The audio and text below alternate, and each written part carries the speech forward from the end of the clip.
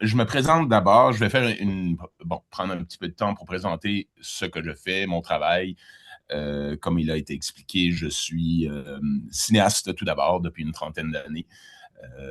J'ai fait beaucoup de films, travaillé sur beaucoup de films selon la méthode qu'on pourrait maintenant appeler traditionnelle, c'est-à-dire le tournage en prise de vue réelle. Je fais surtout de la fiction, un peu de documentaire.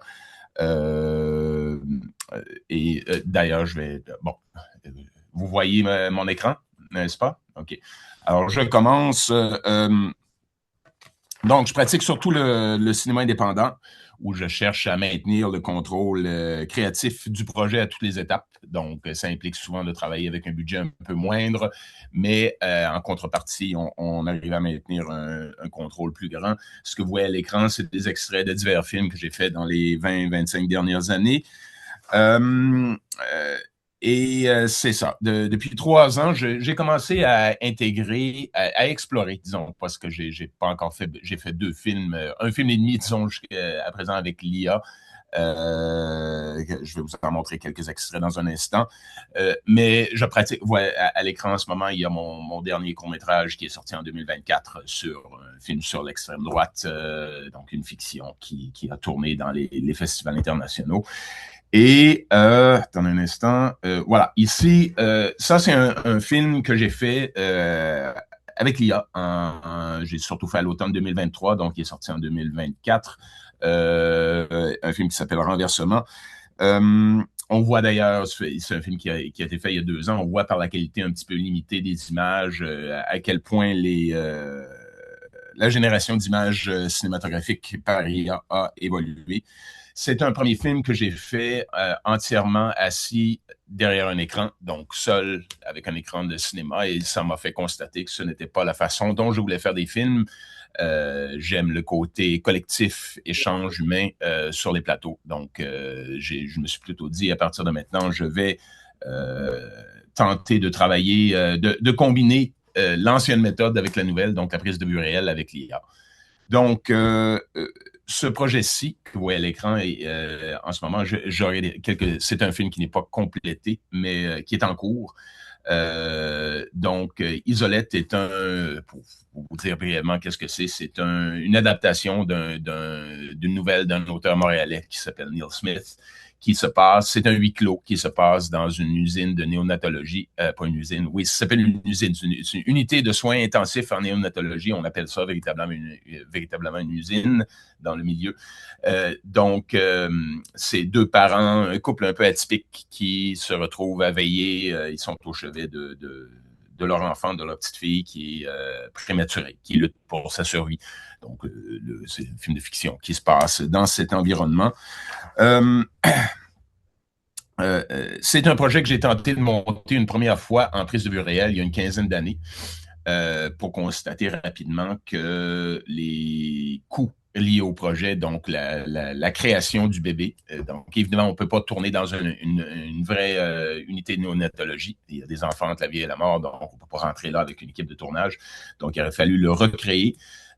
Déjà, la machinerie médicale, juste refaire ce décor-là, c'était très au-delà de ce que je pouvais me permettre au niveau budgétaire. Et la création du bébé, j'ai regardé pendant un certain temps avec une entreprise d'effets spéciaux à le faire en animatronique, donc une espèce de bébé robot.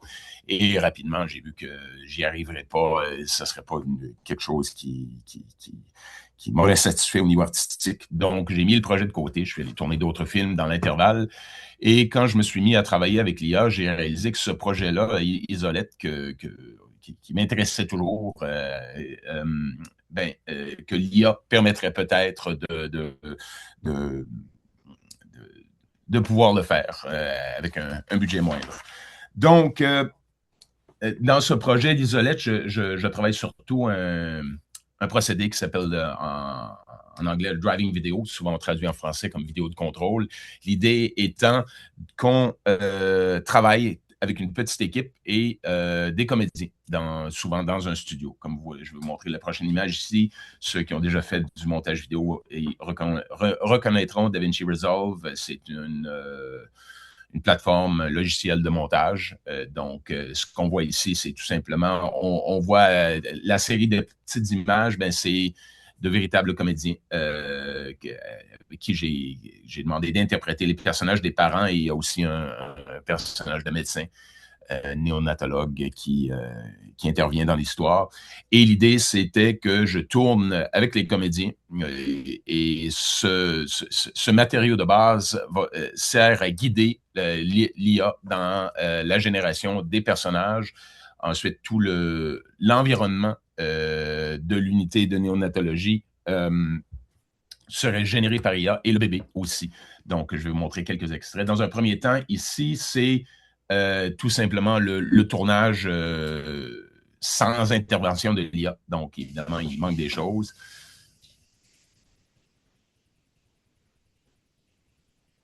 Sais-tu pourquoi j'ai choisi Jacob pour être ton père?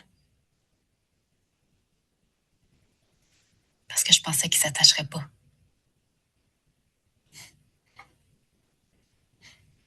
Je me suis trompée là-dessus aussi.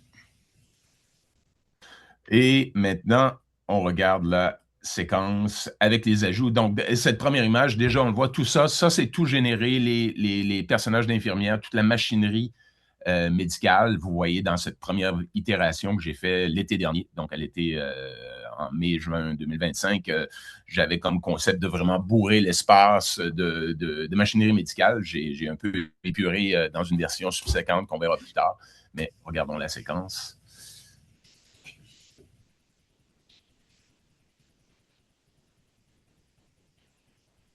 Sais-tu pourquoi j'ai choisi Jacob pour être ton père? Parce que je pensais qu'il s'attacherait pas. Je me suis trompée là-dessus aussi. Donc, c'est bien que ça fige cet endroit parce qu'on voit une problématique que j'ai rencontrée l'été dernier quand j'ai fait cette première version. La technologie du driving vidéo, de la vidéo de contrôle était plutôt limitée à ce moment-là. On avait beaucoup de difficultés à maintenir l'apparence de la comédienne. On le voit ici, ça ne lui ressemble plus tout à fait. Ça lui ressemblait au début du plan, mais pas à la fin. Aussi toutes sortes de problèmes de génération. Donc, j'ai mis le projet sur pause au milieu de l'été en me disant, bon, je vais laisser les outils évoluer parce qu'on sait que les outils IA évoluent à une très, très grande vitesse. Et j'ai refait des essais. C'est un projet sur lequel je ne suis pas encore revenu, que je n'ai pas complété. Je vais le faire à l'été prochain probablement, mais en décembre dernier, j'ai fait une première série d'essais. On va essayer un exemple. Une deuxième série d'essais plutôt.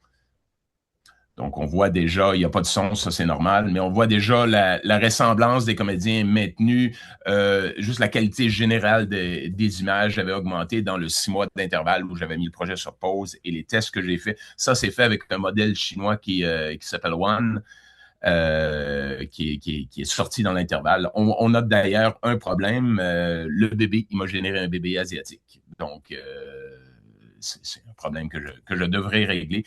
C'est une série de tests que j'ai fait en décembre et j'ai constaté que la technologie avait beaucoup évolué, mais je me suis dit, bon, le temps que je revienne sur le projet au mois de mai prochain, pour le compléter, ben, il y aura eu un autre 6 mois de développement et il y a effectivement des outils qui sont apparus dans l'intervalle qui vont faciliter le processus.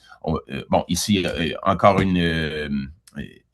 c'est normal qu'il n'y ait pas de son, c'était tout simplement pour vous montrer le passage de l'un à l'autre. Maintenant, on voit que la ressemblance de la comédienne est maintenue de façon beaucoup plus efficace que l'été dernier. Et bonjour. C'est certain que ça va être lui le meilleur parent.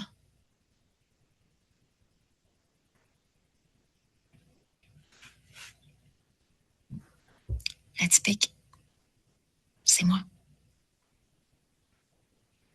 Donc, en générant des images tout simplement à partir de prompts ou à partir d'images fixes, on n'arriverait jamais. L'IA n'est pas capable de faire un jeu subtil.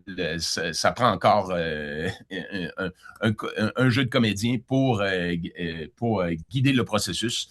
Et honnêtement, je doute que l'IA y arrive un jour, qu'on arrive à se passer complètement des comédiens un jour. Je ne voudrais pas le faire de toute façon. C'est une partie de la réalisation de films que j'aime beaucoup, travailler avec les comédiens et travailler avec une équipe. Donc, voilà, ça vous explique un peu comment j'ai cheminé dans les 2 dernières années. Je continue à faire des films. J'en ai un cours en ce moment où il n'y a absolument pas d'IA dedans. Je ne suis pas en train de passer complètement à l'IA.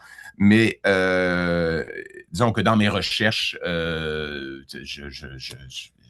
je dois considérer la chose. C'est sûr que c'est en train de prendre beaucoup de place dans le milieu et j'explore ces outils-là d'intégration ou de transformation que l'IA permet dans les récits cinématographiques parce que ben voilà, je veux comprendre comment on peut s'en servir, quels effets ça va avoir, comment ça va transformer l'industrie et la pratique cinématographique.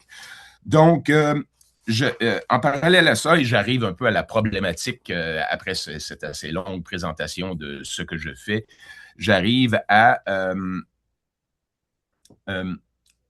la problématique, la lenteur d'adoption de l'IA générative chez les cinéastes indépendants. Comme je vous ai dit, je travaille plutôt dans le milieu des cinéastes indépendants. Il y a beaucoup de résistance dans le milieu qui face à l'arrivée de l'IA. Et il y a vraiment, je le constate, je travaille des deux côtés, chez les pro-IA et les anti-IA, et il y a toute une infrastructure, carrément une industrie parallèle qui est en train de se créer dans le monde cinématographique un peu partout sur la planète, de gens qui ont décidé d'employer l'IA dans la création d'images cinématographiques.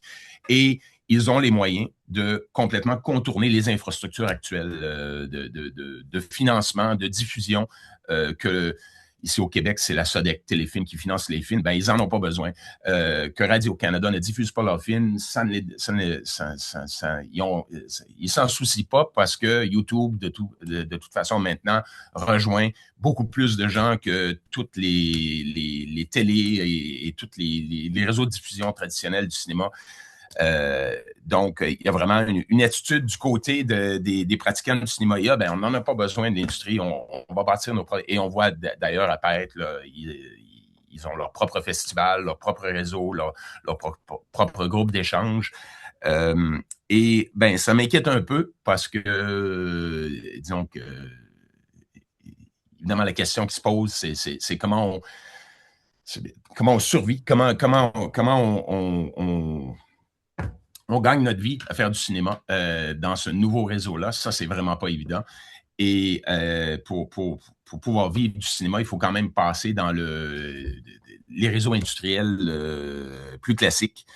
Et c'est ce maillage-là qui ne se fait pas en ce moment. On résiste beaucoup. Bon, j'ai fait beaucoup d'entrevues. J'ai une présence dans les médias. Dans les dernières semaines seulement, j'ai fait une entrevue pour le journal La Presse et il y a beaucoup de cinéastes qui m'ont appelé, qui m'ont dit, ben, j'aimerais ça commencer à travailler avec l'IA, mais les cinéastes plus établis sentent une opprobre, une espèce de mépris pour ces nouveaux outils d'IA-là. Ils ne savent pas. En fait, ils les explorent, mais en cachette. C'est ce qui se passe présentement. Donc, ce que je souhaite faire, ce que j'espère faire, et mes recherches plus universitaires vont dans ce sens-là, c'est comment faire pour marier les deux, pour dire, bon, oui, on se donne le droit de travailler avec les outils IA, mais on met certaines limites en place qui font en sorte que bon, les humains ne sont pas évacués du processus.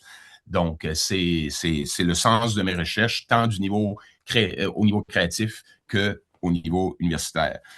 Attendez un instant, bon, l'automne dernier, avec un collègue à l'INRS, en fait un postdoctorant qui travaille à l'INRS, Maxime Hervé, j'ai conduit une série d'entrevues avec divers créateurs dans le milieu qui travaillent avec l'IA, donc des réalisateurs, des monteurs, des créateurs d'effets spéciaux.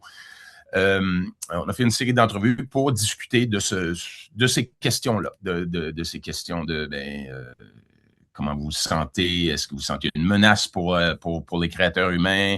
Est-ce que vous sentez... il y en a beaucoup qui ont parlé de AI shaming, carrément, c'est-à-dire que si on se sert de l'IA, on nous attaque sur les réseaux et il y a beaucoup de tensions dans le milieu autour de ça, sur est-ce qu'on a le droit de se servir de ces outils ou pas.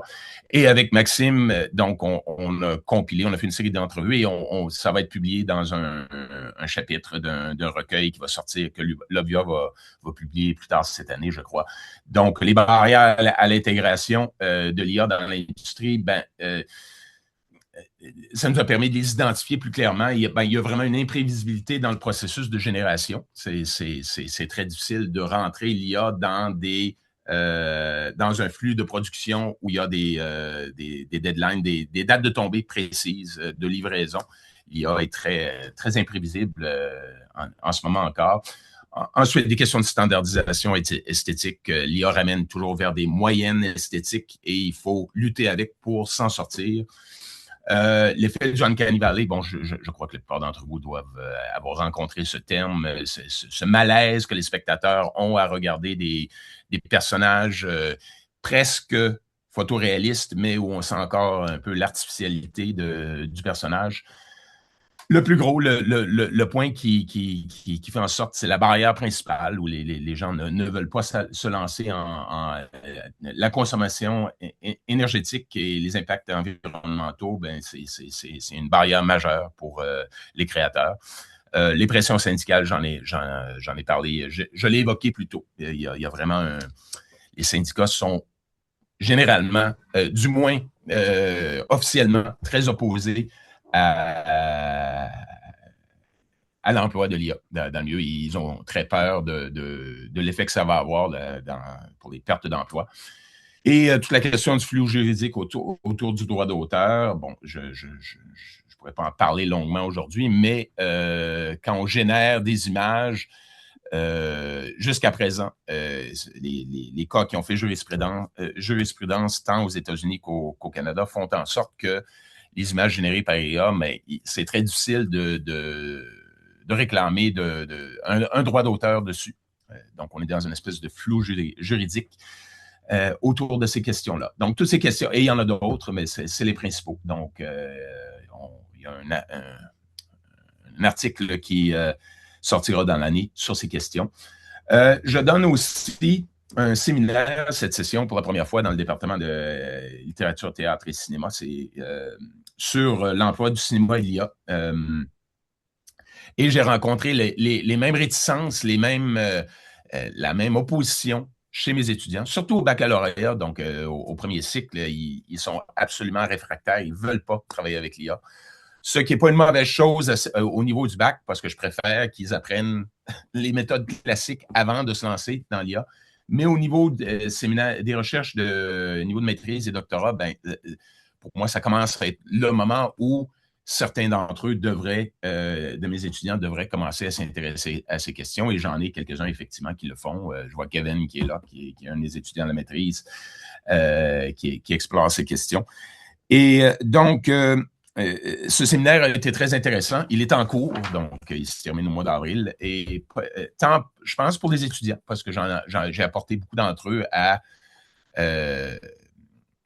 reconsidérer leur opposition à l'IA. Et dans le cadre du cours, ils doivent créer des cours films avec les outils IA. Jusqu'à présent, ces projets-là ne sont pas encore terminés, mais ce qu'on voit dans les premiers montages, moi, je suis enchanté. Je trouve ça très, très intéressant, ce qu'ils sont en train de faire. En fait, ce qu'on a fait, c'est que j'aurais proposé de dire, faites des films sur, vu que ce sont les questions écologiques, environnementales, consommation énergétique qui semble être la barrière principale, faisons des films là-dessus. Donc, on a vraiment centré la création des films sur l'éco-fiction et sur la représentation des polyétrises à l'écran, donc, comme le titre l'indique. Et moi, de mon côté aussi, en tant qu'enseignant et en tant que cinéaste, ça m'a beaucoup informé sur comment parler de l'IA à des gens qui sont réfractaires ou qui le craignent souvent juste par méconnaissance. Donc, il y a certainement un travail d'éducation, d'information à faire sur ce qui se passe véritablement dans ce milieu-là. Et c'est ce que j'ai fait dans le cadre de ce séminaire. Et bon, j'aurais pas le temps dans la dizaine de minutes qui reste d'aller en détail là-dedans, mais juste vous montrer rapidement certaines des thématiques qu'on a abordées durant la session pour recadrer les choses, pour replacer la discussion et le débat autour de l'IA. Ben, on a refait un parcours historique du développement de ces outils-là, comment on est arrivé à ces outils d'IA générative en cinéma. Et bon, vous voyez, on est parti de 1950, Alan Turing, la conférence de Dartmouth, et des choses que sans doute la plupart d'entre vous avez déjà vues. Et on est arrivé à la période charnière autour de 2012. Ce que j'essayais de démontrer en refaisant ce parcours, c'est que les 60 premières années de développement de cette technologie-là se sont faites dans les universités et beaucoup dans les universités canadiennes et québécoises et en France aussi beaucoup. Donc, il y a une espèce de moment charnière autour de 2012 où c'est à la sortie d'AlexNet de Jeffrey Hinton à l'Université de Toronto. À l'époque, Elias Sutskever était un de ses étudiants doctorat. Quand ils l'ont sorti, c'est là où les GAFAM, la Silicon Valley, a dit « Oh, attends, il se passe quelque chose ici, ça, on va aller l'acheter. » Et ils ont commencé à tous les GAFAM, sauf Apple, qui est une espèce d'exception, mais les autres ont tous commencé à acheter ces compagnies-là et à attirer les chercheurs du réseau universitaire dans leur compagnie. Et c'est là que c'est passé entre les mains c'est ce qu'on voit aujourd'hui. L'impression qu'on a, c'est des choses qui ont été développées par les GAFAM, mais on oublie que ça vient du réseau universitaire et sans doute que si on était resté dans le réseau universitaire, on l'aurait développé, on aurait développé ces technologies de façon plus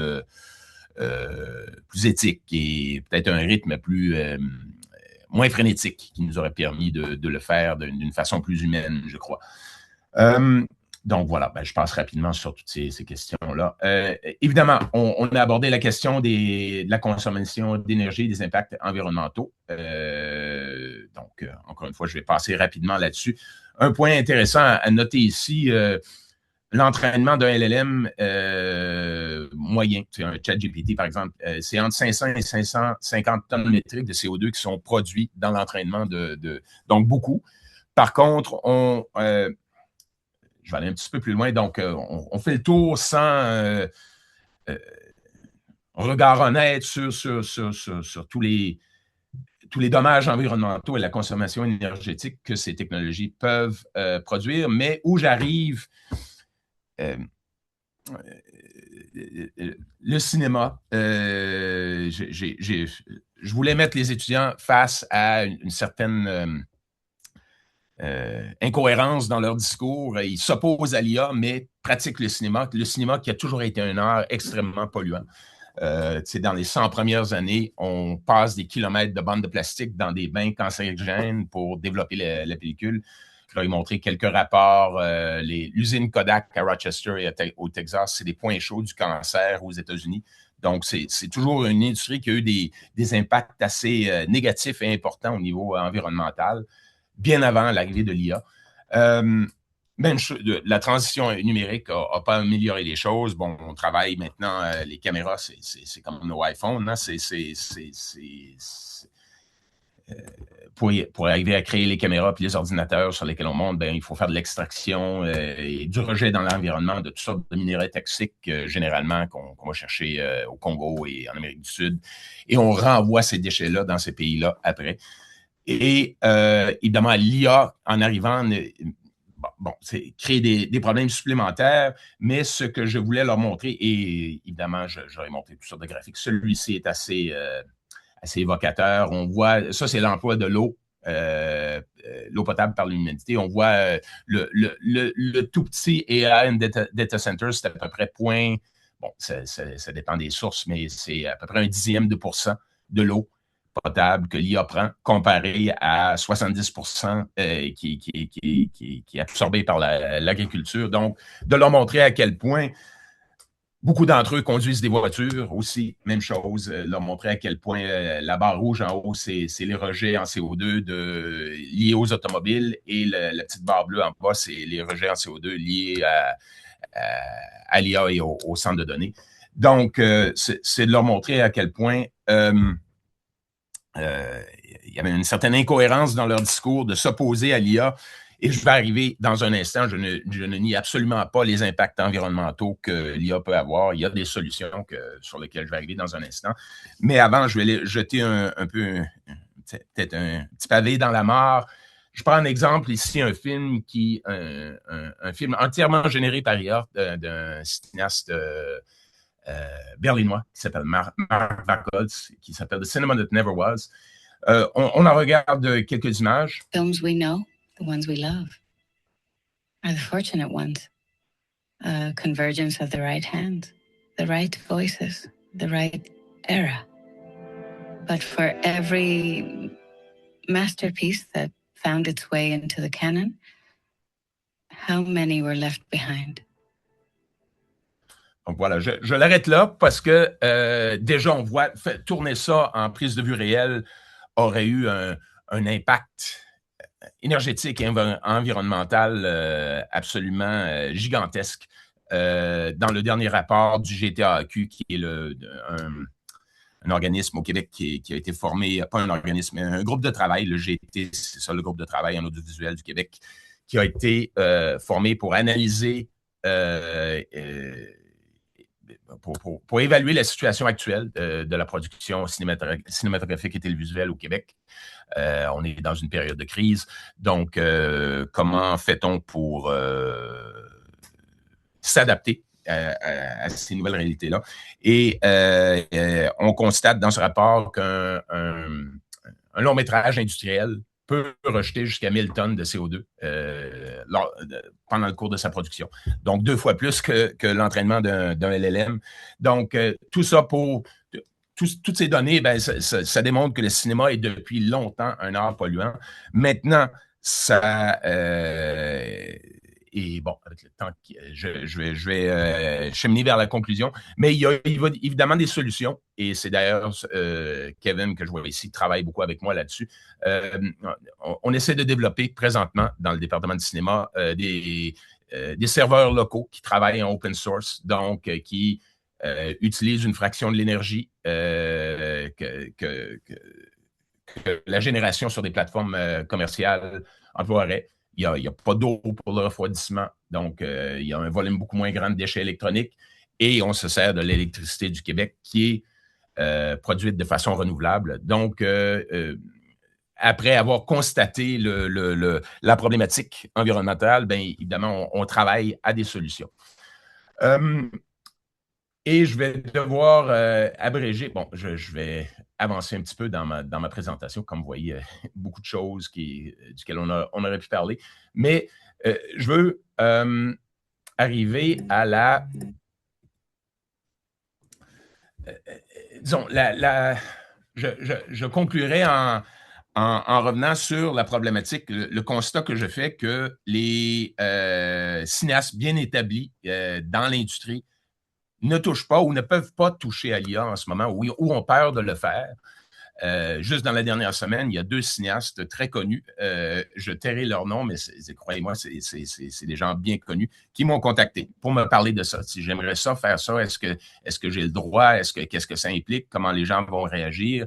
Je reçois de plus en plus de communication ou bon, c'est des gens que je connais déjà, que j'ai rencontrés au fil de mon travail dans les 30 dernières années, mais qui me contactent pour comprendre où on s'en va avec ça. Et ils ont un intérêt pour explorer ce territoire.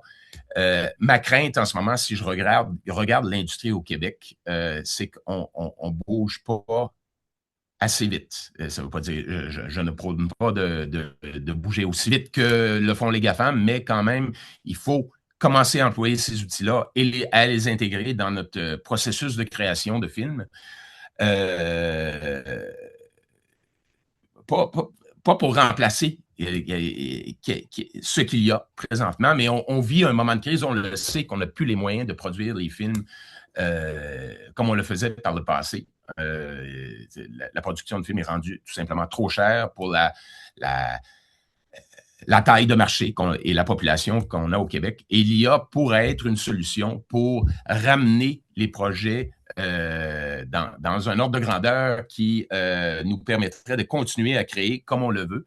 Mais on ne l'explore pas en ce moment, cette possibilité-là, à cause des questions que je viens d'évoquer, qui sont des vrais problèmes. Je ne les nie absolument pas.